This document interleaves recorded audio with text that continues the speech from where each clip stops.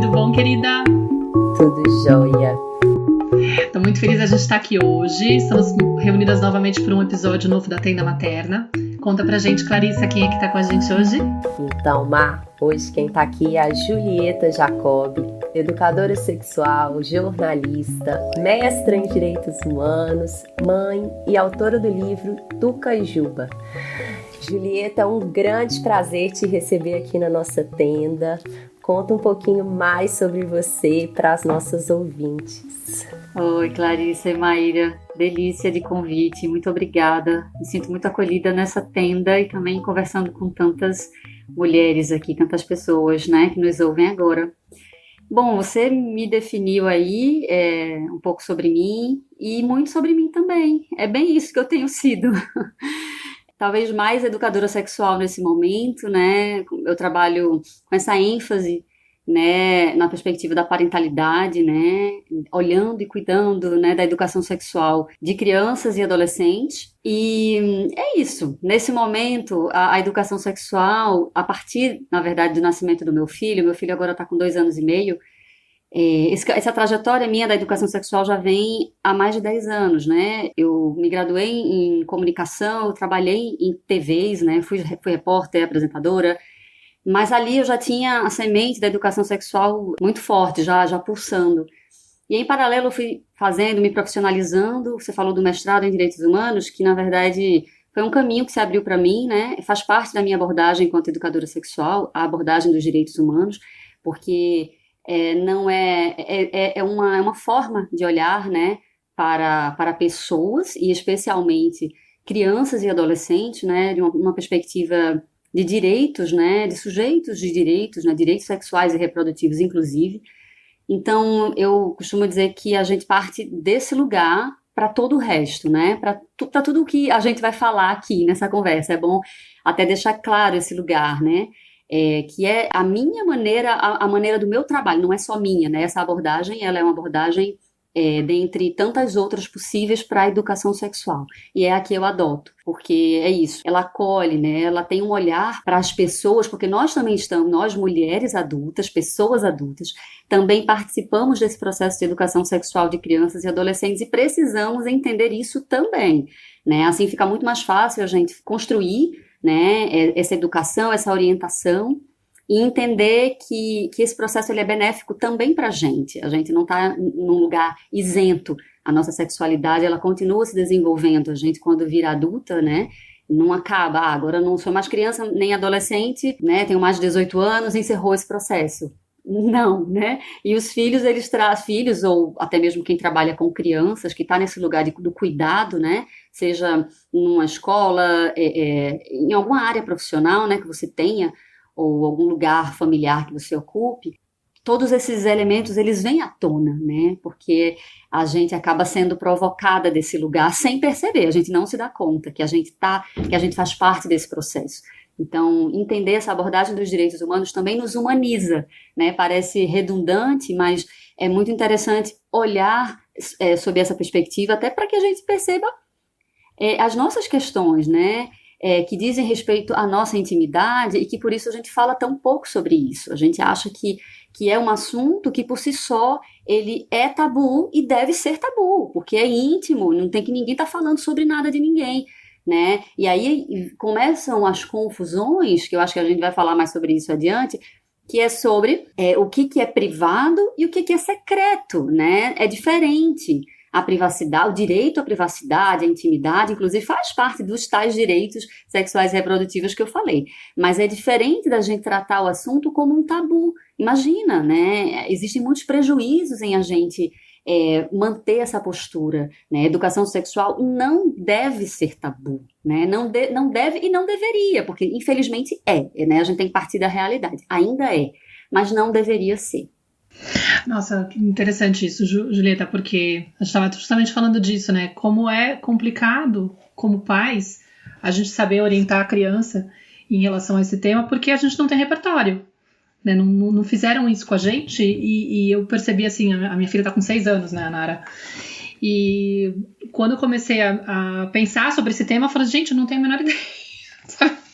de como seguir por aí, porque o que eu faço? Qual que é o meu papel, né? Até que ponto, né, eu tenho que fazer? Então, acho que talvez até antes da gente abordar e falar sobre a importância da educação sexual e você esclarecer um pouco disso para as nossas ouvintes, talvez até trazer o que é a sexualidade infantil, como ela se desenvolve, alguma coisa, sabe? Porque às vezes acho que a nossa ignorância é tão grande que nem essa clareza a gente tem, sabe? Começa na gravidez, né? Quando nasce, se desenvolve a partir de algum certo momento, sabe?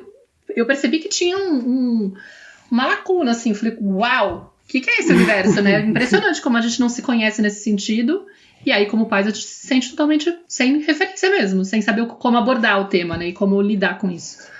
Maíra, e o tabu faz com que a gente não saiba onde buscar ajuda, né? Porque quando a gente tem dúvidas sobre a alimentação da criança, a gente vai para o pediatra ali, né? A gente tem, de certa forma, profissionais, e hoje o lugar da nutricionista, né, do profissional de nutrição está muito forte. Então, a gente tem, né, onde buscar. Basta botar ali no Instagram, a gente acha muitos perfis falando sobre introdução alimentar, e aí a gente vai tirar aquelas principais dúvidas, né? Porque é um assunto que não é tabu, né? Não é tabu falar sobre alimentação infantil, né? Pelo contrário, a gente entende a importância da nutrição, né, de uma criança estar bem alimentada, das vitaminas e blá, blá, blá. Quando do ponto de vista da sexualidade, da educação sexual, não. A gente trava e ali a gente fica, olha, ninguém fala sobre isso, né? Quem é o pediatra ou profissionais que cuidam da infância vão ter aquele conhecimento muito limitado, porque de fato não é uma formação que existe dentro dos cursos de medicina, dentro dos cursos de licenciatura, né? A educação sexual ainda é uma formação à parte, né, de quem de fato se interessa, e aí você acrescenta a sua formação de base, né, para atuar. Então a gente fica de fato, ninguém fala, então deve ser assim mesmo, deve ser como todo mundo está fazendo, né? Mergulhando aí no escuro e vamos ver, mergulhando sem enxergar nada. E aí é importante sim a gente compreender, porque vem a partir dessa compreensão, digamos assim, técnica, né, de informações. A informação é um direito, a educação sexual é um direito de crianças e adolescentes, é um direito que é absolutamente negligenciado, né, mas é sim um direito, tá, gente? Existe uma previsão legal, a gente tem no Estatuto da Criança e do Adolescente, que é um documento, né, no Brasil e outros países, você, Maíra, que está na Espanha, né, outros países têm, né, seus próprios códigos, né, seus projetos, seu olhar para a educação sexual. Isso varia, né, de país para país. No Brasil a gente tem de forma reconhecida enquanto direito. Então a gente precisa se apropriar desse lugar, né, partir daí, né. Então as perguntas que você fez, é fundamental a gente entender que sexualidade é diferente de sexo. Eu costumo dizer que esse é o ponto número 1 para a gente começar a falar sobre sexualidade infantil, porque a polissemia é muito grande. Sexualidade, sexual, é tudo muito parecido com sexo, né? E nem sempre quando a gente fala sexualidade ou sexo, a gente vai estar falando sobre sexo. Sexualidade ou sexual, melhor falando. Às vezes tem a ver com a sexualidade e às vezes com sexo. Sexo, gente. E sexo por si só já é uma palavra dúbia, que pode ser sexo feminino, masculino, e pode ser a relação sexual. Então, percebe que já daí a gente já está, tendo que entender essa, digamos assim, essa mata, né? Essa mata fechada. A gente está chegando, tem que pegar uma foice para ir abrindo e entendendo onde é que a gente está pisando. Então, a gente já começa daí, para que a gente não tenha esse medo e a gente não ache que está falando de um jeito ofensivo, inadequado, né? Então, para isso é preciso entender. Então, todo mundo, como você falou, já nasce com a gente. Sim, a sexualidade, ela nasce com a gente. Sexualidade, tá, gente? É um conjunto gigante, a sexualidade. O sexo é um pedaço desse conjunto, né? Não é um pedaço muito grande, não. É um pedaço, tá? Tem vários pedacinhos, vários cômodos, como eu costumo dizer. A sexualidade é uma casa, é a nossa casa, é onde a gente mora. É onde a gente mora enquanto corpo físico, corpo emocional, corpo espiritual. Então, a sexualidade é tudo isso, tá? A gente nasce com ela, né? Alguns autores costumam falar, vocês já devem ter ouvido falar, pulsão de vida, até mesmo a palavra libido, que a gente associa muito à vontade de fazer sexo. Minha libido tá baixa. Eu tô sem libido. E a gente pensa que libido é isso, é vontade de transar. Mas não é. também, pode ser também vontade de fazer sexo, porque sexo é uma das maneiras, é uma das formas de expressar a nossa sexualidade a partir de uma determinada etapa da vida, né, que é a partir da adolescência, tá, gente? Então, de fato, é importante a gente não misturar essas bolas, senão a gente se trava muito para poder falar da sexualidade infantil, né? Esse lugar, reconhecer a existência da sexualidade infantil, né, é algo que não é novidade, né? Freud, né, começou trazendo essa perspectiva e hoje a gente já tem muitas autoras, né, muita gente que avançou nesses estudos e que traz pra gente muitas informações importantes. Então, a gente entender que quando a gente fala de sexualidade infantil, a gente não está falando sobre sexo, entende? Então, a sexualidade, ela nasce com a gente, quando a gente vê imagens até de bebês dentro do útero, quem aqui é mãe, participou, mãe que gestou, né, e fez ultrassons, muitas vezes o bebê pode estar com o dedo na boca, pode estar com ereção, né, quando é um menino, né, que tem pênis, muitas vezes na ultrassom a gente já vê uma ereção. Isso não quer dizer que a sexualidade está só ligada à genitalidade, mas também, né? A genitalidade é corpo, né? E sexualidade é corpo, tá, gente? Então ela nasce com a gente. Então quando um bebê nasce, eu acho legal dar esse exemplo, e foi algo que para mim ficou muito tangível a partir do nascimento do meu filho. Eu lia nos livros e tal, mas é muito legal quando a gente passa pela experiência e a gente poder ver, até mesmo quem já tem filhos maiores, poder lembrar, né? Então uma criança quando nasce, um bebê, e chora, a gente não pensa que isso é sexualidade, mas né? Então não tem a ver com genitalidade, a criança tá só chorando, e ela chorou, ninguém ensinou, ela acabou de nascer, né? Então, quem ensinou isso? Como foi, né? Então, isso é o que a gente chama dessa pulsão, dessa busca de bem-estar. O bebê que tá chorando, ele tá buscando alguma coisa, ele tá se comunicando com as ferramentas que tem, né, naquele momento, naquela fase do desenvolvimento, e tá dizendo o quê? Eu quero o colinho da minha mãe, colinho do meu cuidador aqui, quero mamar, quero leite, tô com fome, tô com cólica, tô com frio, tô com, né, fiz cocô, né, olhem pra mim, né, tô entendendo aqui onde é que eu tô agora, mudou o ambiente, então, por favor, né, o ser humano é super dependente. Então, o choro, ele é expressão de sexualidade, né, no bebê. E a partir de que essas fases se desenvolvem, o bebê vai ganhando coordenação motora, ali nos primeiros meses. E aí o bebezinho, a gente sabe, ter essa coisa, corta a unha, senão ele arranha o rosto, porque ele vai lá tentando entender quem é ele. O bebê não nasce sabendo, olha, eu sou uma pessoa, eu tenho um corpo. Não, isso não o bebê não sabe, né? A gente já sabe a esterogestação hoje em dia, são aqueles 3 meses em que o bebê vai entender que saiu da barriga. Então todo esse aprendizado que a gente chama da construção do esquema corporal é um período importantíssimo do desenvolvimento da sexualidade infantil, que é o bebê começando a entender quem é ele, como é esse corpo dele. A gente sabe também que a noção de corpo, ela não é uniforme, tá, gente? A gente não pode ser capacitista, existem muitas formas de corpo, diferentes sensibilidades, né? Então o bebê está aprendendo sobre isso. Na hora que ele bota o dedinho na boca, na hora que ele se toca, tá, gente? Ele vai tocar também os genitais, vai tocar o pênis, vai tocar a vulva, porque ele tá ganhando mais coordenação motora, então ele consegue, né, chegar lá, vai tocar o pé, vai botar esse pezinho na boca, né, vai botar a mãozinha na boca, porque ele tá entendendo, olha, se eu boto a mão na boca, eu sinto uma sensação na minha língua e na minha mão. Então, então essa mão aqui, ó, deve ser minha, tá? Se ele pega uma bola e lambe essa bola, ele vai dizer, não, eu tô sentindo na minha língua, mas a bola eu não tô sentindo, então essa bola não faz parte de mim. E muitas vezes o bebê joga essa bola para longe, porque, né, é algo que tá fora dele, né? Ele vai entendendo essa separação, a mamãe é uma pessoa, eu sou outra. Então toda essa construção do esquema corporal, ela é riquíssima e muito importante. Muitas vezes o que a gente faz minha filha tá com a mão na vulva o tempo todo, principalmente quando é menina. E a gente precisa reconhecer a carga que a gente tem, né, a carga sexista que a gente tem, de olhar de uma forma desigual para meninos e meninas. Quando o menino puxa o pênis, muitas vezes, ou toca, a gente ri, a gente brinca, ai, que engraçadinho, olha isso.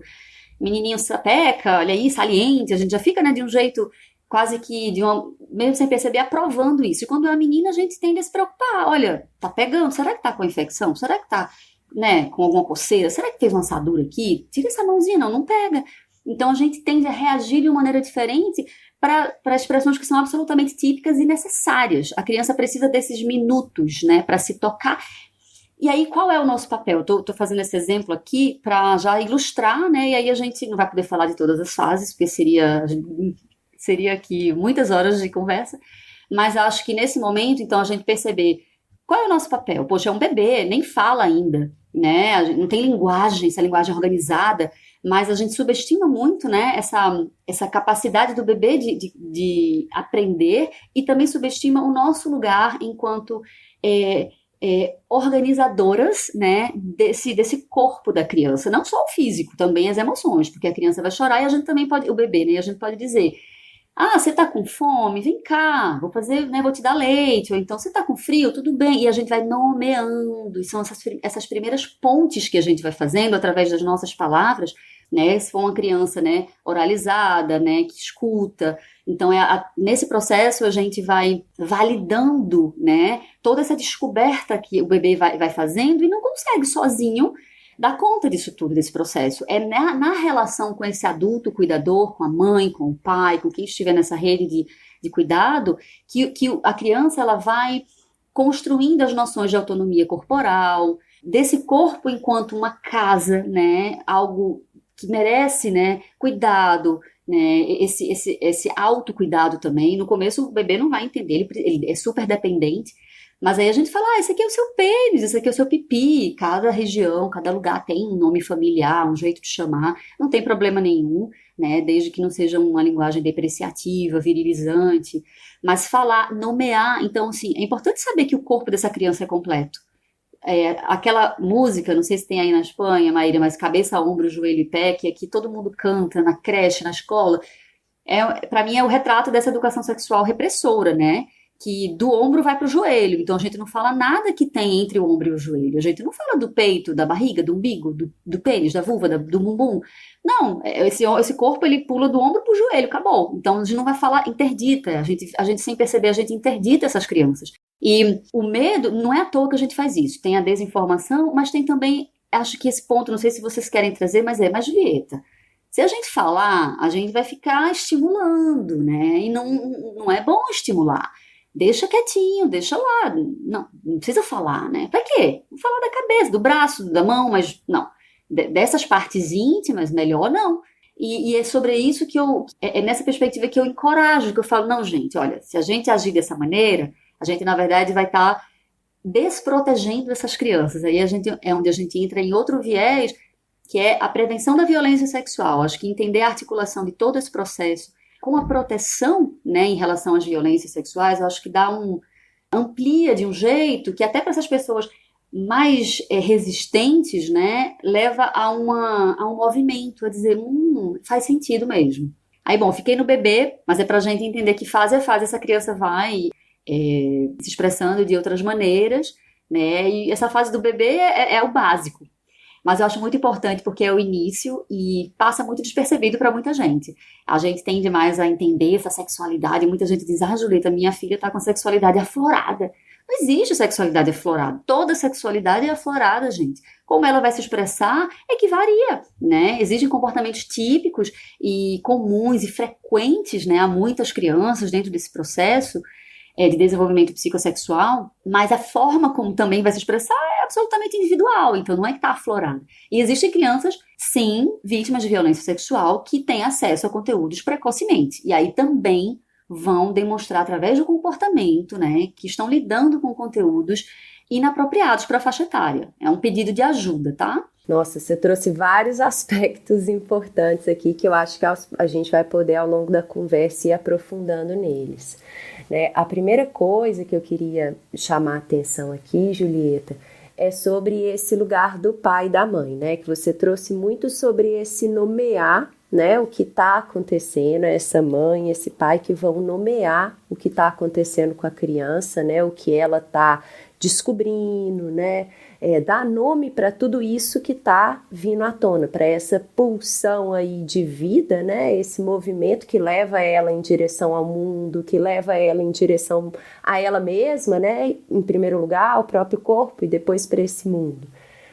E eu sinto que o lugar desses pais também, né? Para a gente fazer, para a gente nomear de uma forma que se aproxime à realidade que aquela criança está experimentando, né? E não um nomear que está baseado às minhas interpretações, a partir só da minha experiência, tem duas coisas que a gente precisa de de ficar atento, assim.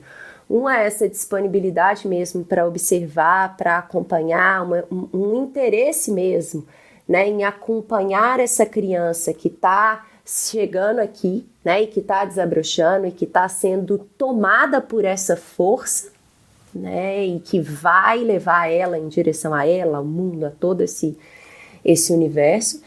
E a outra coisa é um processo também que a gente sempre traz aqui na tenda, que você trouxe também, de certa forma, esse olhar para a minha relação com o meu corpo, com a minha sexualidade, com esse impulso mesmo de ir em direção ao mundo, né? Então, eu acho que eu queria que talvez você comentasse um pouquinho desse lugar dos pais, né? Que estão ali como essas pessoas que vão observar e que vão acompanhar, que vão, né, trazer clareza, colocar os limites quando necessário, enfim.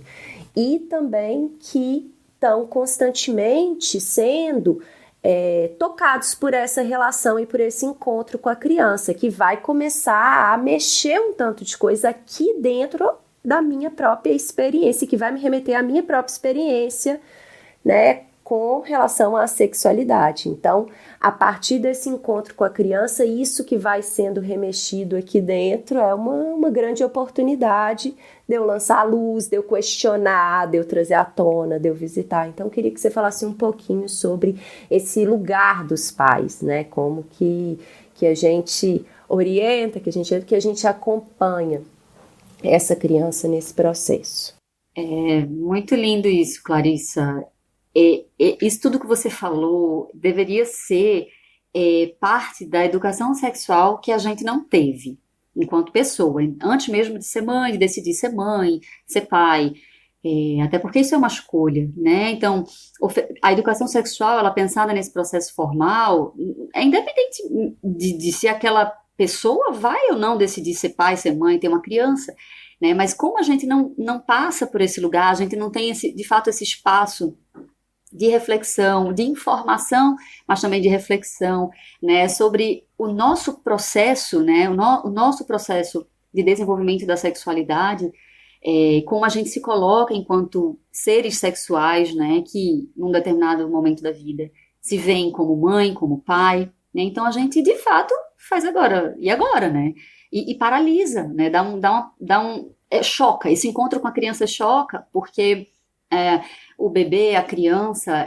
como eu falei, essa pulsão, essa busca de bem-estar, ou de prazer, você pode chamar bem-estar ou prazer, tanto faz, essa busca, ela é um movimento, né, forte. Quem tem um filho sabe, né, seja no próprio corpo, seja no mundo, a exploração do mundo, né.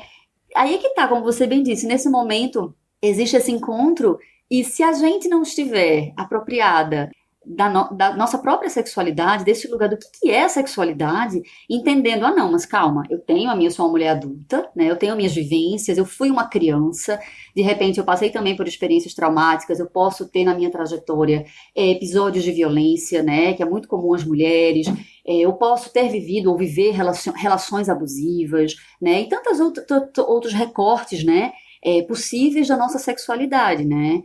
A gente pensa que sexo e sexualidade é só prazer, mas eu costumo dizer que é a busca por isso, é a busca por esse prazer, né? Não quer dizer que todas as experiências elas foram e serão exatamente prazerosas, mas como a gente encontra essa criança e essa criança ela própria não sabe sobre tudo isso, né?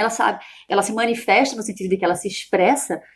E aí vem todo isso que você falou, né, e agora? Será que isso tá certo? Será que não? Será que sim? Porque a criança faz esse convite, né, ela nos convida a olhar para esse lado da nossa vida que muitas vezes está absolutamente escondido, né, dentro dessa tal intimidade, né, a gente coloca todos esses assuntos num lugar tão trancado, né, que entra já na seara do tabu. Gente, tabu é algo que não pode falar, né? É algo perigoso, é algo que faz mal, que ameaça, né? E isso é muito nocivo, gente. A gente precisa entender a sexualidade como algo bonito, como algo positivo.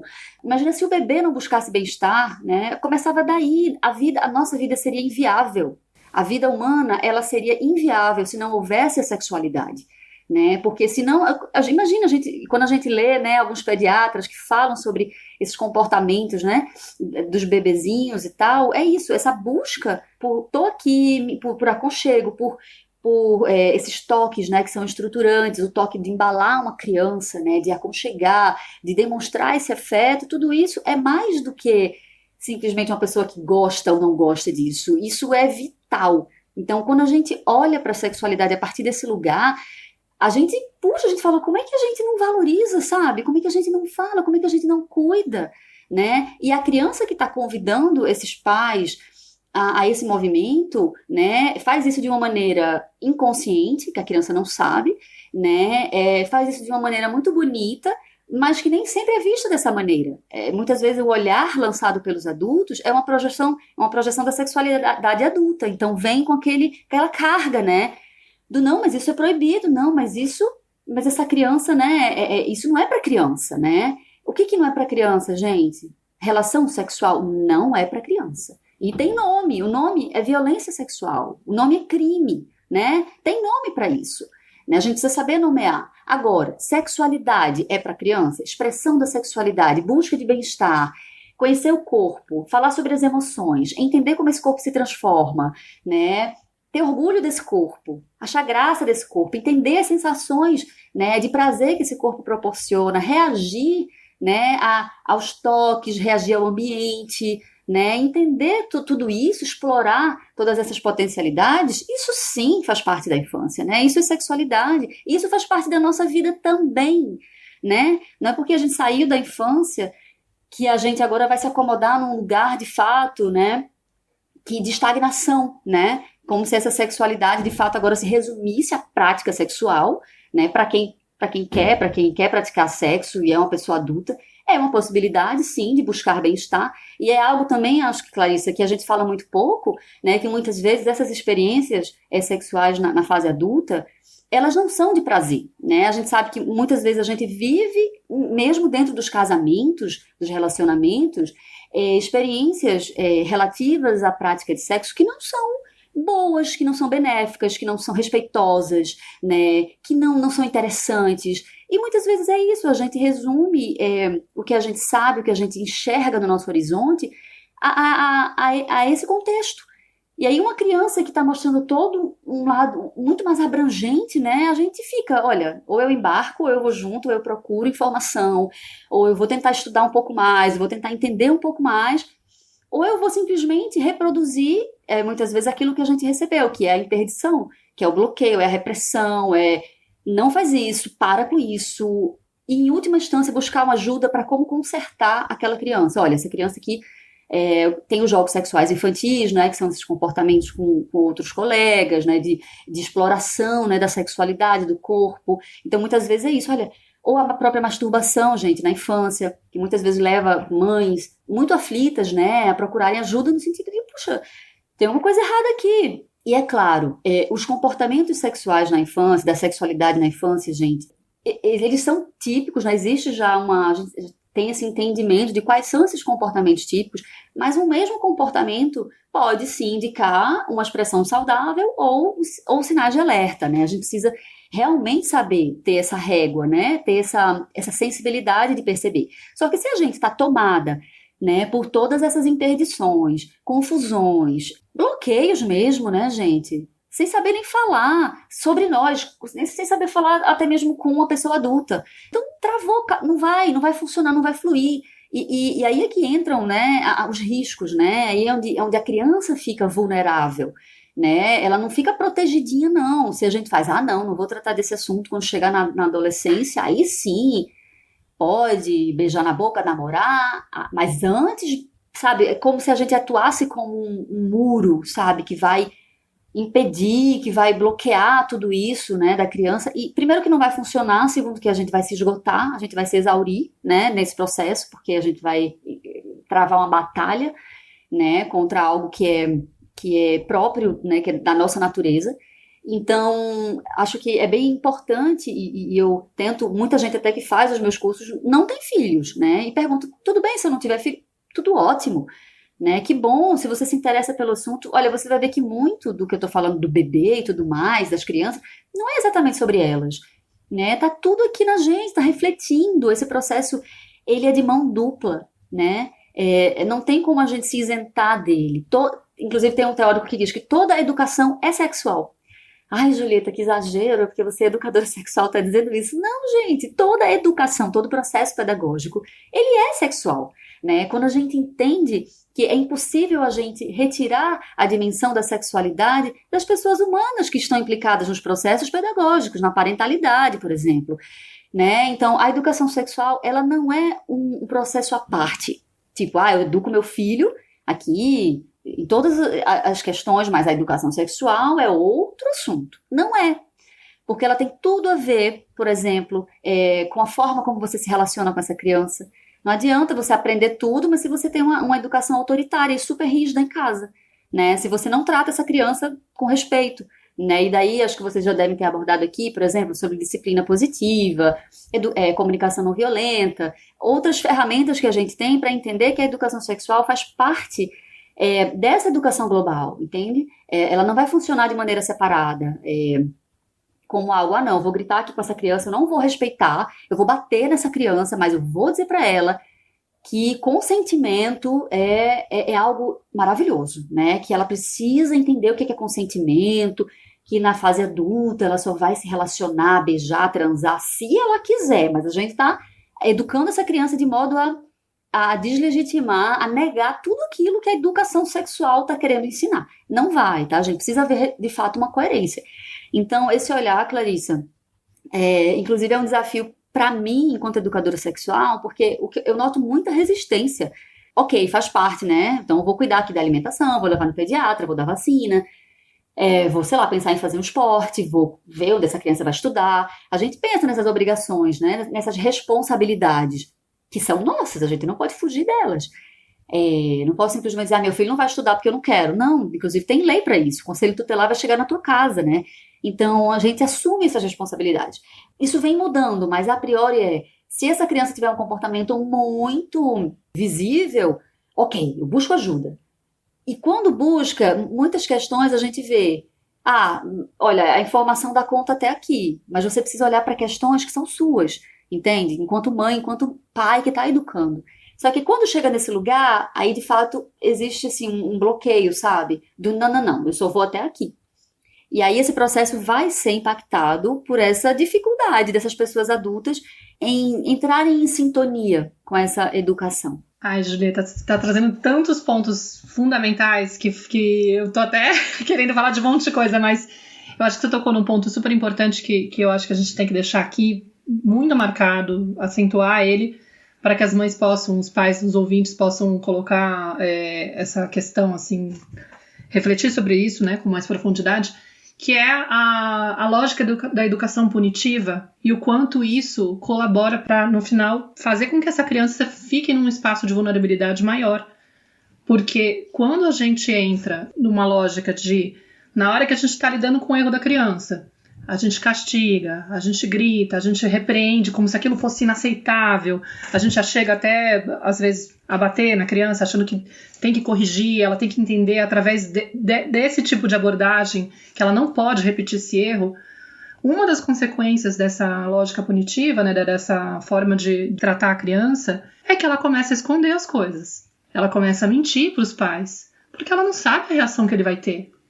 Né? Se a gente colocar a mão no coração e olhar para a nossa história, a gente percebe que a gente perdeu a confiança muitas vezes de se abrir para os pais com medo do que vai acontecer. Como ele vai reagir? Eu não sei. Às vezes é aleatório, inclusive. Pode ser do humor do dia, né?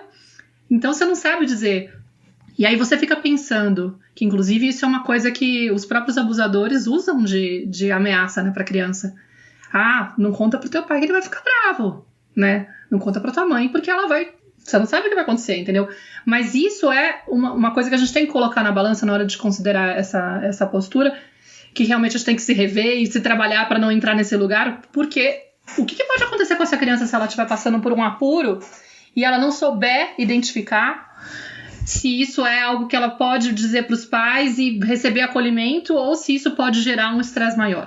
Então, acho que essa percepção tem que estar aqui, essa reflexão tem que estar aqui, né? Você enxerga isso? Sem dúvida. Sim, Maíra, é muito importante o que você falou e faz muito sentido. Quando a gente pensa na educação sexual na perspectiva da autoproteção, né, que é uma perspectiva inerente à educação sexual, né, a gente sempre pensar, né, que esse processo, né, de educação sexual, ele nos leva, né, a uma maior proteção contra as violências sexuais, né, uma redução de riscos, né, de passar por experiências abusivas, e isso começa desde a infância, tá? Então é importante a gente ter essa consciência. Então, você falou sobre o segredo, né, sobre o medo, sobre não haver essa construção da confiança, do lugar de confiança, né, sobre essa vinculação que é baseada no lugar da autoridade, do autoritarismo, melhor falando, né, porque pai, mãe, né, pessoas responsáveis ocupam de fato um lugar de referência social, né, um lugar que a criança tem, né, e terá como referência, como eu falei, né, e é um lugar ali de autoridade no sentido de responsabilidade, é um lugar de responsabilidade, sim, em relação às crianças, mas não deve ser um lugar de autoritarismo, né, de violência, de uma hierarquia rígida, né, baseada nesse lugar do porque eu quero, porque eu sou sua mãe, me obedeça, da obediência, né? A obediência, ela distancia a criança de si própria, né? Porque simplesmente ela vai obedecer de maneira acrítica. Então, é totalmente o caminho oposto do que esse modelo de educação global e também sexual propõe, né? Que é uma educação baseada na reflexão, no diálogo, né? E na construção de um vínculo forte de confiança para qualquer coisa. Então, essa dificuldade que muitas vezes eu vejo, Julieta, mas eu não consigo conversar com meu filho sobre sexualidade. Eu fui mostrar um livro e ele não quer, eu convido, eu chamo e a criança não responde mais ou não se abre. Gente, isso não é só sobre sexualidade. Sexualidade tem uma camada extra, que é esse tabu social secular. Ele penetra o ar que a gente respira. Então, as crianças também absorvem tudo isso, mas é parte também de uma tônica, né, relacional. Não é só porque é sexualidade, né? Até porque sexualidade é sobre vida. Se você conversa com seu filho, com sua filha, sobre tudo, se você entende o que é sexualidade de fato, e você conversa sobre tudo isso de maneira muito espontânea, com interesse genuíno, não é criando diálogos artificiais e situações falsas, né? A criança saca, né? A criança percebe que ela é bem-vinda, que esses assuntos são bem-vindos. Então, se falar sobre partes íntimas, gente, não necessariamente tem a ver com sexo, não necessariamente é algo perigoso, é algo impróprio, é algo errado, é algo feio, né? A nudez, né? Ela não é exatamente pornográfica, né? O corpo nu, por si, ele não é pornográfico. A gente precisa aprender a situar essas questões para que a gente não generalize de um jeito nocivo, sabe, Maíra? Então, nessas generalizações e tal, a gente vai realmente colocando todos esses assuntos num lugar proibido para a criança. Então, quando a criança chega para contar alguma coisa, não exatamente como muita gente fantasia, que é aquela pergunta, mamãe, o que é sexo? Ou às vezes a gente pensa que tem que chegar desse jeito, né? A frase, a pergunta bem estruturada, muitas vezes vem num comentário espontâneo, vem através de uma brincadeira, vem contando uma situação que não tem nada a ver, mas que chega nesse lugar, e a gente é que tem que ter essa sensibilidade para perceber.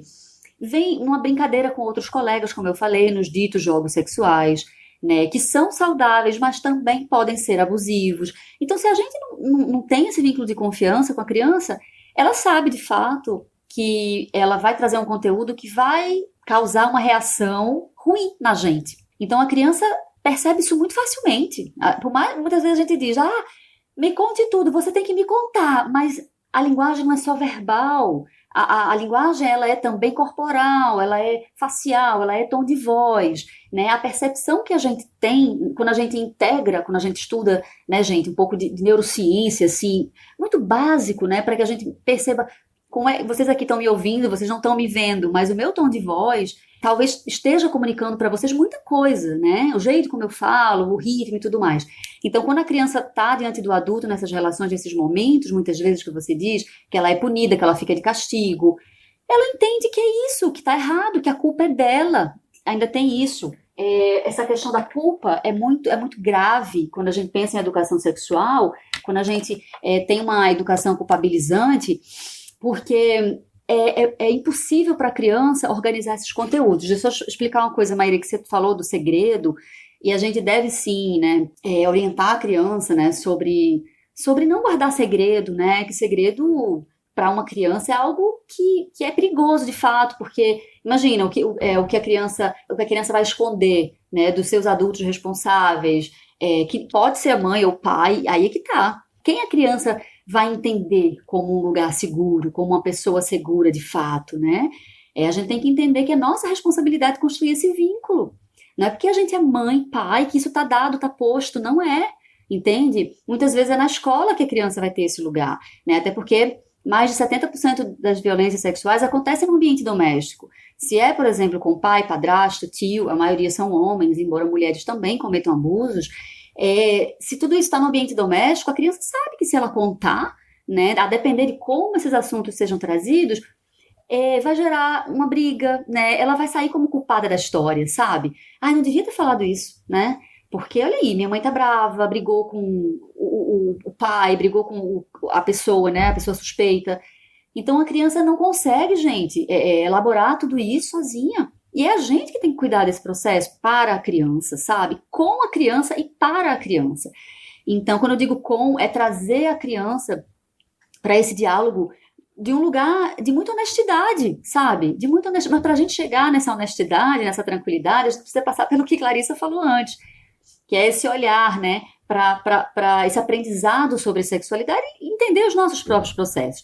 Aí tem mais uma coisa, Maíra, que eu queria acrescentar em relação ao que você falou da educação punitiva e tudo mais, que é absolutamente nociva, né, para aumentar os riscos das crianças, né, ficarem vulneráveis à violência sexual, mas tem também algo que a gente evita falar, mas que deveríamos falar, que é falar sobre prazer. É menos difícil se a gente pensar que a gente vai falar para a criança, amedrontando essa criança, tipo assim, olha, cuidado, se você estiver na rua e alguém oferecer alguma coisa para você, né, um chocolate, em troca, né, para você sentar no colo, se algum adulto chegar junto, você não aceita, você fala para a mamãe. Sabe, essas orientações assim meio que amedrontam. Tem gente que ainda fala do Papa Figo, que fala do homem do saco, cada lugar tem uma lenda dessa. E a gente acha que desse jeito vai manter a criança segura, atenta, né, a ameaças externas, a situações de risco. Mas tudo isso já é provado que não funciona na prática. E, gente, quando a gente não fala sobre o prazer é bem-estar, tá, gente? Prazer desse corpo, que é completo e também genital. As partes íntimas, elas compõem esse corpo, elas são partes especiais, por quê? Porque na nossa cultura, entendendo aqui que está todo mundo ouvindo, por exemplo, que está numa cidade, numa área urbana, né, a nudez é da ordem do privado, né? Existem comunidades específicas em que existe o naturismo, as pessoas andam peladas, existem aldeias indígenas em que o código, né, em relação à nudez é outro, mas considerando essa questão mais urbana das grandes cidades, né, a nudez é da ordem do privado, então ninguém sai na rua ou em espaços públicos exibindo o seu pênis, a vulva, a bunda, né? E também os seios, no caso das mulheres. E aí já vem um aditivo cultural, que é essa leitura erótica, né? Sexualizante e objetificante também do corpo da mulher. Então os homens podem, numa praia pública, que não seja de nudismo exatamente, os homens podem exibir os seios, né? O homem tem mamilo também, só não tem o seio só não cresce, né, gente? Mas ele tem o peito também, mas ele pode mostrar, porque a nossa cultura entende que isso não é erótico, não é uma afronta, não é um atentado ao pudor, como se chamava antigamente. E a mulher não pode fazer isso. Então, a criança percebe tudo isso, né? Então, o que tem de errado? Por que essas partes não são mostradas? Olha, já começa daí, não tem nada de errado. O corpo da gente é especial, é apenas uma socialização. É nesse processo de socialização que a gente começa a ensinar para a criança a diferença, né? Olha, tá tudo lindo aqui. Tem lugares em que você vai poder estar com seu pipi, sua pepeca, né? Ficar pelado, se ver que essa nudez vai ser plenamente aceitável, mas tem outros em que a gente, vai estar de roupa, né? Vai estar com a pepeca, o pipi dentro da calcinha, da cueca, dentro do short. E é isso. E ponto, sabe? Vida que segue, tá tudo bem. Não é só com você não, é a mamãe também, o papai, são as pessoas do mundo, né? Vamos conhecer aqui outros lugares. Aí a gente vai conversando e a criança vai absorvendo isso de forma muito natural. Ela não entende que tá errado ou que é feio, e muitos adultos falam isso, tá? Não fica pelado, que coisa feia, né? Ficar pelada por aí, eu já falei, né? E a gente não percebe que quando a gente tá falando isso, a gente tá impactando a autoestima da criança e a noção da autonomia corporal, né? É feio então esse corpo aqui. Então, as crianças que têm baixa autoestima, tá, também são mais vulneráveis à violência sexual, tá bom? E aí, quando a gente fala sobre o prazer, para não perder esse ponto, e a gente entende, tá, que o corpo da criança é um corpo completo porque tem todas as partes, né? Mas não só isso, é um corpo que reage ao ambiente. O que é um corpo que reage ao ambiente? Muita gente pensa que a criança nasce adormecida, né? E quando chegar na puberdade, vai vir uma bomba de hormônio. E aí ela vai começar se for menino, a sentir prazer genital, né, nas ereções, né, ou a menina vai começar a sentir aquela cosquinha na vulva, que muitas crianças dizem, tá piscando, e acha que só lá pela puberdade que isso aí vai acontecer. E não é assim. Aí, ó, eu voltei, Maíra, para a tua pergunta número 1, né, que é falar um pouco mais do desenvolvimento da sexualidade na infância. E o que acontece na verdade, né? Que esse corpo já é completo. Então, do mesmo jeito que a criança, o bebê, se for menino, vai ter uma ereção intrauterina, né? Simplesmente por reflexo ao ambiente. O que é isso? Tá com pênis duro. E muitos adultos dizem, ó, esse aí é o meninão do papai. Já vi que vai ser o terror das menininhas. Que esses comentários hipermachistas, né, que levam a gente para uma masculinidade tóxica, heteronormativos, né, tudo isso também são componentes, tá, que vulnerabilizam essas crianças, tá, gente? Então, esse corpo da criança, genitalmente, mas também todas as partes reagem ao ambiente. Então, não sei se tá no verão agora, né, Maíra, mas pronto, Clarissa tá em Florianópolis, deve estar frio aí. Não tá onde eu tô, porque aqui é Recife, tá super quente, mas quando tá quente ou quando tá frio, quando tá quente, a gente sua. Eu tô começando a suar aqui e não tô escolhendo o que eu quero suar. Meu corpo tá reagindo a essa temperatura aqui, que tá quente, aqui é super úmido, Recife, então sua. Meu corpo tá reagindo. Clarissa tá de moletom, deve estar frio, né? A gente se arrepia quando tá frio, né? O pelinho arrepia e a gente não tem controle sobre isso. Ah, pelos, arrepie-se agora. Não é assim que funciona, o corpo da gente reage. Entende? A toques ou a estímulos externos. E assim é o corpo da criança desde que a criança nasce, né? Então, se uma criança se ela própria vai se estimular, vai tocar, ou se na hora da higiene, na hora de passar uma pomada, quando o menino quer fazer xixi, que também é uma das formas que enche, né? O pênis muitas vezes ali fica durinho. Então, tem essas situações e a criança nota isso, sente, ela percebe, porque o corpo é dela, ela sabe sobre isso, né?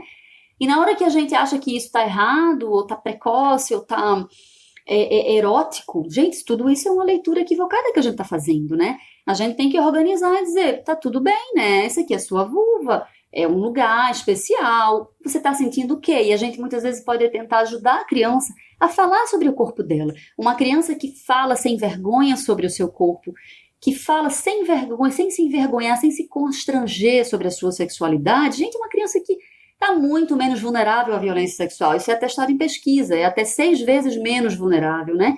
E a possibilidade de buscar ajuda é muito maior. Por quê? Isso tudo junta a essa engrenagem que você falou, né? Dessa vinculação, nutrir esse vínculo de confiança e de entender que mesmo que a criança sinta prazer, tá? Em situações abusivas, a culpa não é dela.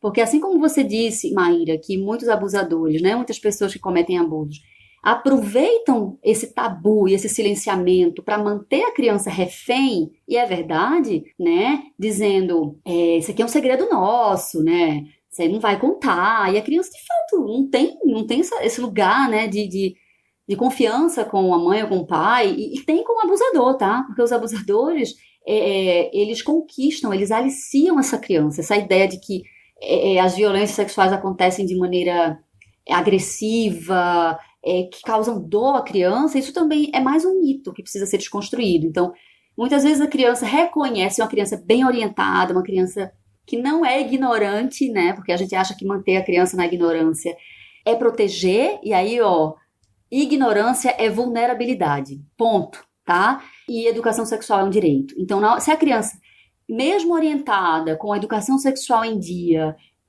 passar por uma situação, né, de violência sexual, gente, porque existe aí uma disparidade de força e de poder que não dá para comparar um adulto ou um adolescente em relação a uma criança, tá? A criança, se ela sente prazer, né, mesmo que ela não consiga organizar, ela tem que entender que a culpa não é dela, né? Porque as pessoas que cometem abusos entendem sobre tudo isso, fizeram todos os cursos, gente, de educação sexual presente, que existem.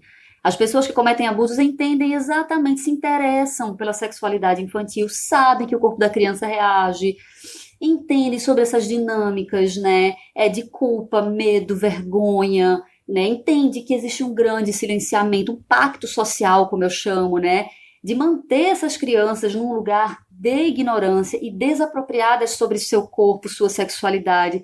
Gente, a gente precisa quebrar esse pacto, né, e a gente precisa desejar crianças espertas, crianças que saibam, que falem e que sobre si, sobre suas emoções, sobre seu corpo, né? Então, dizer para a criança que, acho que essa vinculação que eu queria fazer, do segredo, mas também da gente validar esse prazer, não adianta só falar do segredo e tudo mais, porque o abusador, para finalizar, usa isso contra a criança, dizendo, olha, se você for contar, você que sabe, né? Porque você que quis, né? Eu fiz isso porque você me provocou. Olha, você gostou, você riu, você ficou relaxada, né? Você teve prazer, foi gostoso. Então, mesmo que você conte, olha lá, né? Talvez sua mãe fique chateada com você. Talvez seu pai não vai acreditar em você.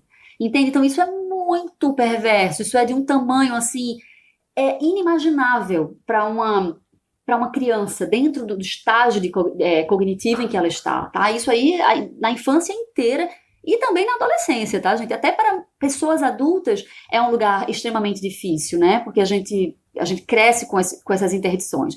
Então, preste atenção nisso que eu estou falando. Espero que vocês tenham compreendido a conexão. Claro. É muito fácil ela ser manipulada, né? Claro. Porque ela não tem muita noção de, como a gente, nessa maturidade para poder entender uma leitura mais consciente do que está acontecendo.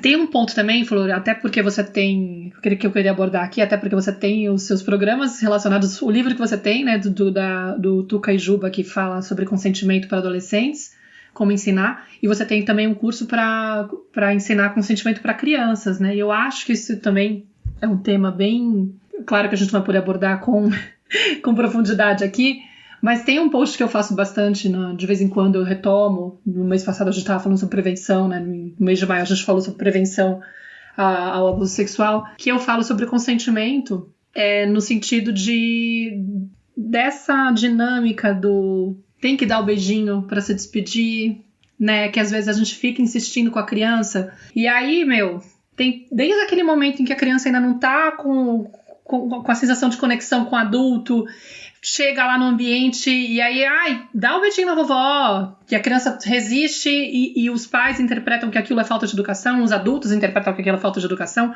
começam a insistir para a criança fazer aquilo como se aquilo fosse sinal de que a criança não está se comportando bem e que elas têm que estimular, incentivar e meio que, né?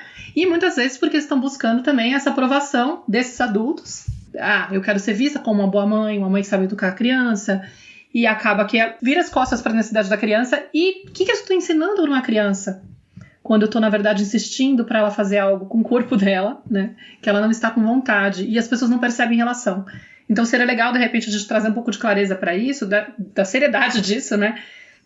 Porque tenho certeza que muitos pais nem pensam a respeito desse tema da relação que pode ter em relação ao que a gente estava falando agora há pouco, mas que é algo que tem que ser revisto. Mayra, isso aí é o retrato da nossa cultura adultocêntrica, né? Como acho que não sei se é Françoise Doutor, que fala assim, que é muito difícil para os adultos entenderem que a criança é um igual para ela, né? Do ponto de vista dos direitos humanos, da dignidade da pessoa humana, existe um lugar de igualdade entre crianças e adultos, do ponto de vista, como eu falei, de ser uma pessoa sujeito, né? Um sujeito ou uma sujeita de direitos. E para muitos adultos isso é um lugar insuportável. Então essa cultura adultocêntrica faz com que, de fato, a gente vire as costas para a necessidade da criança. E vem todas essas expressões da birra, né? Da criança que manipula os pais, né? da criança maliciosa, e isso vai muito, também essa projeção vai muito para o campo da sexualidade, né? Como assim essa menina ou esse menino não sabe o que está fazendo? Olha, né? Essa malícia que é lançada, né? Como se fosse, não, Julieta, não vem não, você está falando aí, mas eu, né? Porque essa malícia tá nesse olhar, como eu falei, lembra lá no início da nossa conversa?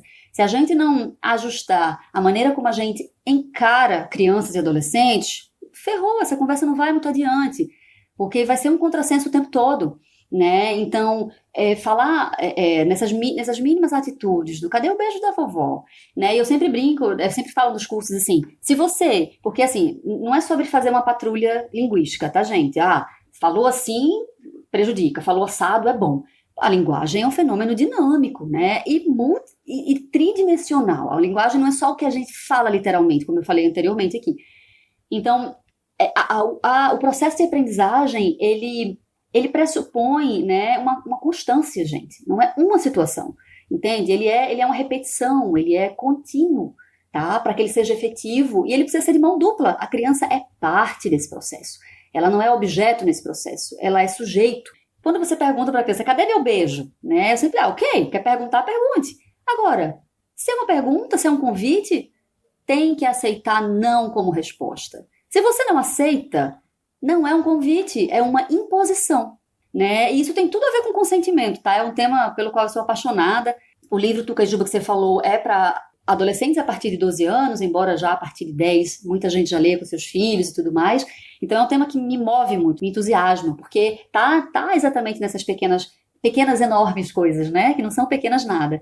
Então, se a gente pergunta e a criança corre ou diz não, como eu falei, nem sempre a linguagem ela vem com todas as letrinhas, a criança pode só correr, pode só continuar brincando e te ignorar. Tudo isso é não, gente. Tudo isso significa uma recusa, né? O que é um consentimento válido, né? Tem várias características para a gente entender o que é o consentimento válido e que não existe na infância, tá? Do ponto de vista sexual, é só a partir dos 14 anos no Brasil. Não sei como é na Espanha, mas na França é 16 anos e aí a gente tem outras idades aí. O consentimento é nesse sentido da aprendizagem sobre a autonomia corporal. Aí, quando essa criança for adulta, seja homem ou mulher, mas principalmente as mulheres, por influência dessa educação sexual sexista que a gente recebe, como é que essa mulher vai, gente, se entender, se relacionar e se posicionar sobre si, sobre seu corpo, sobre suas vontades, né, sobre a especificidade do que quer, negociar tudo isso, comunicar, falar, entende? Sem culpa, né? Eu vejo isso de muitas mulheres adultas, mas eu não vou dizer que não quero, eu não vou negar, porque, poxa, a gente tá toda hora querendo ser aceita, ser amada, como adultas, imagina para criança, né? Porque isso também é um lugar de busca de bem-estar, essa aceitação e esse amor. Então, se a gente condiciona, se a gente coloca afeto como moeda de troca, a gente só está premiando essa criança, como você bem disse, Maíra, quando ela se comporta bem. E o que é se comportar bem na régua dos adultos, né? É obedecer, é fazer o que o adulto quer que a criança faça. Isso, e a gente não estimula essa criança a se perceber, gente. Isso não quer dizer que a criança vai ser antipática, mal educada, porque faz parte da socialização também criar laços, né? Faz parte também da sobrevivência da gente enquanto espécie, gente. Fortalecer vínculos, né? Não só com os pais, mas com quem está ali junto da gente na escola, nessa família ampliada. Então, essas habilidades, elas vêm conjuntamente. Então, quando a gente organiza tudo isso, e precisa ser, de fato, uma postura muito forte, né? Porque fica, ai, Julieta, mas a minha mãe sempre pede bênção, ou a minha sogra, e é muito constrangedor, porque todo mundo da família faz, e como é que é isso? E minha filha não quer fazer. Então, essas pequenas rupturas, né? Quando esses pactos eles vão sendo quebrados pelas crianças, quando a criança expressa isso, ela pode até ter dependendo de como ela seja educada, é isso, gente, é chegar junto, é entender como é que a gente pode proteger essa criança dentro da vontade dela, dentro do que ela deseja, nessas situações, tá, Maíra? Porque essas situações, gente, são absolutamente passíveis de possibilidades, gente. Por que vai dar um beijo do jeito que o adulto quer? Né? Então, vamos ensinar para a criança outras maneiras de ser educada, né? De ser simpática. Poxa, eu posso soltar um beijo de longe? Eu posso dar tchau? Eu posso dizer boa noite, vó. Né? Eu não estou sendo rude, né? Eu não estou... Então, a gente pode e deve ampliar esse repertório da criança. Né? Ela não vai ser só aquele bonequinho que vai seguir tudo que o adulto está falando. Agora, existem situações, né, gente, em que a criança, em que essa vontade da criança não pode ser 100%,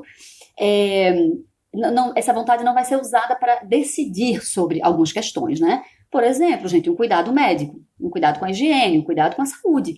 Eu costumo usar o exemplo da vacina, né? A vacinação faz parte, né, da rotina de cuidados com a saúde da criança. Então, se a criança maiorzinha diz, não, mãe, não quero tomar vacina, é meu corpo, né? Vai doer, eu não quero. E, filho, eu entendo, de fato é chato, dói, a mamãe sabe, eu também já tomei vacina, aquela agulhinha e tudo mais, né? Mas, poxa, vê só. Então, isso que eu falo da honestidade, né?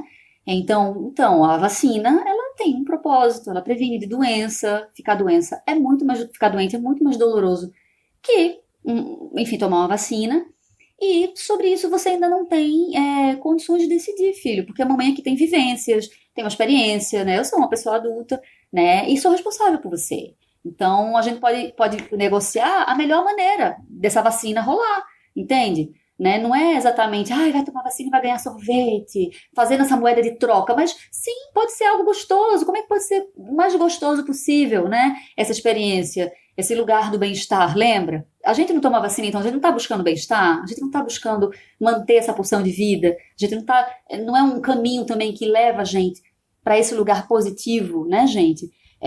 Então, vamos falar com a criança, pergunta para ela o que ela acha. Né? Então a gente vai aí, não colocando nas mãos dela essa decisão. Não, criança não pode, criança decide sobre assunto de criança, tá? Senão a vida dela vira uma bagunça. Imagina, ela vai almoçar o quê? Se ela não gostar de comer salada, legumes, frutas, né? Então a gente tem esse lugar de responsabilidade. Mas a gente precisa ter honestidade nesses diálogos, né? E mostrando para a criança que a opinião dela importa, sabe? Em todos os momentos. E que em determinados momentos é sim a vontade dela que vai prevalecer. E começa na gente essa validação. Se nós mesmos estamos recusando, não, que é isso? Vai sim beijar essa vovó. Que é isso, meu filho? Tá me fazendo passar vergonha? A gente está mostrando que o não da criança não é aceitável. Começa daí, entende? E aí volta para o que Clarice disse. É quando a gente tem que revisar a nossa própria conduta. Né? A gente culpa tudo, o mundo, as influências, a escola, a internet. Meu Deus, criar filho tá muito difícil, porque eu faço uma coisa em casa, mas na escola vem o coleguinha e faz diferente. Mas, gente, o que de fato você tá fazendo em casa, sabe? Que incoerências você tá reproduzindo sem perceber? Sim.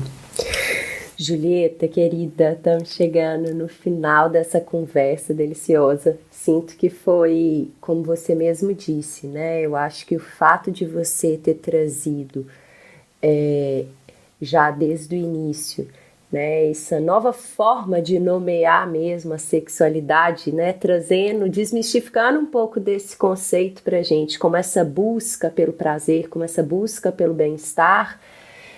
Realmente o que você trouxe aqui ao longo dessa conversa foi abrir uma janela gigantesca pra gente de um tema que a gente poderia ficar aqui te escutando e falando horas sobre, que é muito gostoso, porque é exatamente o que você falou, permeia toda a nossa vida, permeia todos os aspectos da nossa vida, né? Permeia todas as construções, todos os encontros. Então é uma forma mesmo de perceber a nossa relação com a gente, com o nosso corpo, com as outras pessoas, com a vida, com o mundo. Então eu quero, em primeiro lugar, né, te agradecer muitíssimo por abrir essa janela, por trazer clareza, por lançar luz a esse tema, né, e realmente convidar a gente a questionar, a seguir buscando, né, a seguir se interessando por esse tema, tanto na nossa vida quanto nesse acompanhar das crianças. Então, quero agradecer muitíssimo, muitíssimo e te pedir, né, para você contar um pouquinho sobre o seu trabalho, sobre o seu livro, sobre os cursos que você dá para as nossas ouvintes, para a gente encerrar o nosso episódio de hoje. Obrigada, viu? Obrigada a vocês. Os meus cursos, né, vocês devem ter ouvido já, tem diferentes abordagens. A abordagem do consentimento, eu trabalho para crianças e para adolescentes. Então, os cursos se chamam Ensinando o Consentimento para Crianças. Não é um curso para crianças, é para adultos, né, mas com esse olhar para a infância. Depois, Ensinando o Consentimento para Adolescente, que é também para adultos, na perspectiva da adolescência. Tem um curso sobre autoproteção, mas é só em maio que eu faço. É uma edição especial por conta do mês, né, de prevenção, de mês enfático, emblemático, né, do Dia Nacional de Enfrentamento aos abusos e à exploração sexual contra crianças e adolescentes. Tem um curso que é bem focado na parentalidade, se chama Papai e Mamãe. É um curso em parceria com a Rede Amparo. É um curso delicioso que traz, esse curso da Papai e Mamãe, ele traz já no início esse convite, essa reflexão, tá? Dos adultos, antes de olhar para a criança. E agora, gente, eu acabei de lançar, de abrir um espaço exatamente para mulheres, né? Mães ou não, mas eu sei que o meu público é bem de mães ou mulheres que, porventura, possam pensar em ser mães em algum dia da vida. Que é exatamente para que essas mulheres olhem para a sua própria sexualidade, né? Se chama Eros Dita. Não é exatamente um curso, é uma jornada de 5 encontros ao vivo, para que essas mulheres possam resgatar, refazer esse caminho da educação sexual que receberam, né? Então, é uma proposta de jornada de educação sexual para mulheres, né? Porque todas nós recebemos, todas nós, aliás, todo mundo recebeu educação sexual. Ela acontece de maneira formal ou informal. É inevitável, né, ter educação sexual. A questão é que educação sexual recebemos, né? Porque é exatamente ela que a gente vai acessar quando essas crianças, né, nos provocam, nos convidam, né, através dos seus comportamentos. E quando Maíra falou, me vi sem repertório, na verdade a gente olha para esse repertório, só que essas ferramentas não nos servem. É quando a gente olha para lá e fala, não, sabe, eu não quero reproduzir isso, ou isso não se adequa, ou isso é ruim, né? Então tem lá, tem um monte, pode ser até que seja um monte de tralha, mas então a Eros Dita é esse convite, né, para mulheres. Tá? Que eu percebi, eu abri a Eros Dita a partir exatamente do encontro com essas mulheres, né? Dessa necessidade poxa, só a informação não está bastando, sabe? Mesmo que a gente entenda tudo e abra esse janelão, né? Chega uma hora que a gente abre a janela e vê um mar, a gente tem que mergulhar. E aí eu mergulho para dentro, né? Abrir o janelão já é muita coisa, já é muito importante. Eu fico muito feliz de poder ser essa ponte, né? Porque não é sobre mim, entende? É sobre esse trabalho, é sobre como eu me aproprio desse lugar, enfim, né? Da educação sexual. Então, Eros Dita esse convite. E eu espero, assim, encorajar mulheres a mergulhar, porque não é fácil. E eu costumo dizer que se você sente alguma resistência ou algum incômodo, é exatamente para você. Esse trabalho é exatamente para você que está sentindo essa resistência ou essa... Não, deixa para depois. É isso, gente. Estou muito feliz. Muito obrigada por esse papo hoje. Foi muito bom. A gente agradece muito. A gente vai deixar o link para as pessoas poderem te seguir, te acompanhar. Lá no Instagram é julieta.jacob, né? Sem o i. Jacob é muito jeito brasileiro de falar. E aí eu também queria lembrar os ouvintes, as ouvintes, que a gente está com a campanha do Apoia-se também para poder dar uma encorpada aqui na Tenda Materna. Eu e a Clarissa, a gente abriu essa possibilidade para vocês que seguem a Tenda e que curtem nosso material, nosso podcast, para que a gente possa ter uma constância maior. Então, quem quiser também, a gente vai deixar o link para vocês participarem como apoiadores, tá bom? E eu agradeço muito, Julieta, a sua presença. Foi muito bom realmente poder trazer esse tema e aprofundar e tocar em todos esses pontos. Obrigada, pessoal, e a gente se vê no próximo episódio aqui na nossa tenda. Um beijo grande, beijo Má, beijo Julieta. Beijo pra vocês. Até a próxima. Tchau. Tchau, tchau. Eu sou a Clarissa de Aquiara. E eu sou a Maíra Soares. E você acaba de escutar mais um episódio da Tenda Materna, um podcast sobre maternidade e autoeducação. Nossa conversa de hoje te tocou de alguma forma? Tem algo que você vai fazer diferente depois de ter escutado esse episódio?